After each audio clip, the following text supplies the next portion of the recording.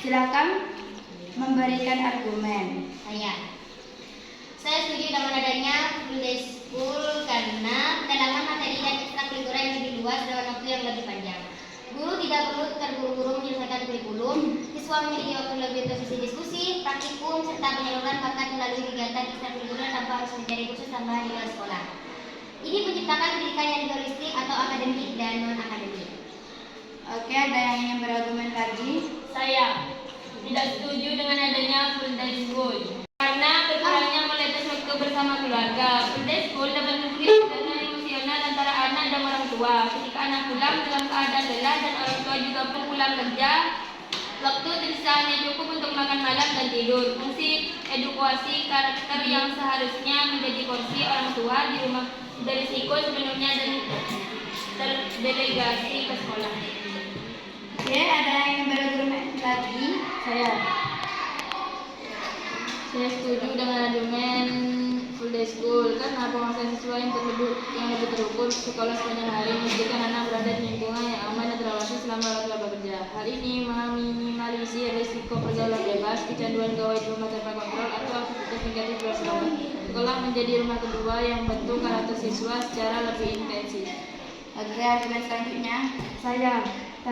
Saya tidak setuju tentang adanya full day school. Risiko kelelahan fisik dan mental menghabiskan waktu 8-10 jam di lingkungan sekolah setiap hari saat menguras energi anak. Rasa lelah yang berlebihan dapat menurunkan konsentrasi dan justru membuat waktu belajar menjadi tidak efektif. Anak kehilangan waktu untuk istirahat, bermain secara bebas, dan bersosialisasi dengan lingkungan tetangga di luar sekolah. Dengan sesi sanggahan, ada yang ingin menyanggah?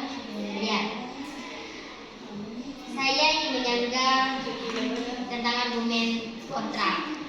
Dengan PDS, ketika anak dan orang tua bertemu di malam hari, mereka sama-sama telah menyelesaikan kewajiban utamanya. Waktu malam hari bisa dikhususkan sepenuhnya untuk makan malam bersama dan bercerita tanpa gangguan tugas sekolah atau PR yang biasanya sudah selesai dikerjakan di sekolah.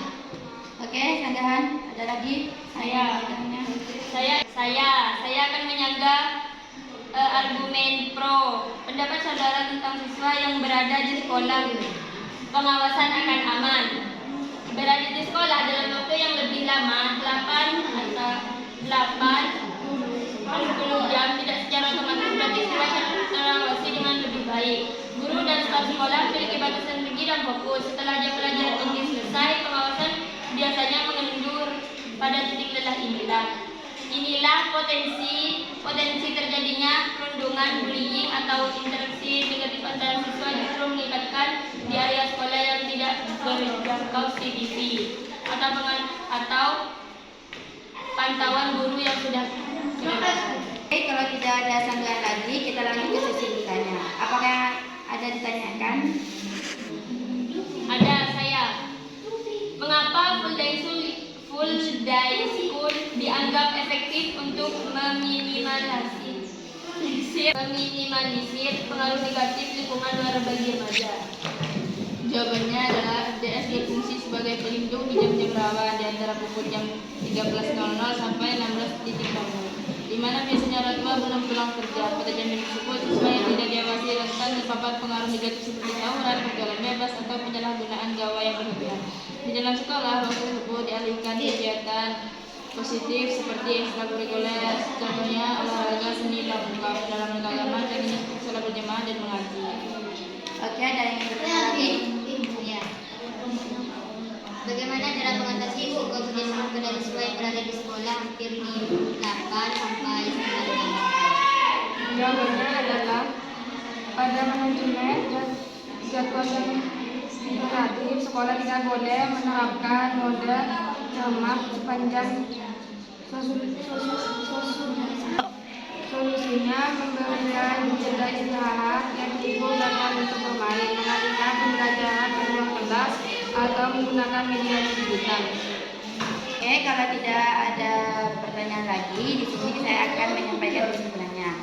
Kesimpulannya adalah hal ini meminimalisir risiko pergaulan bebas, kecanduan gawai di rumah tanpa kontrol, atau aktivitas negatif di luar sekolah. Sekolah menjadi rumah kedua yang membentuk karakter siswa secara lebih sensitif. Oke.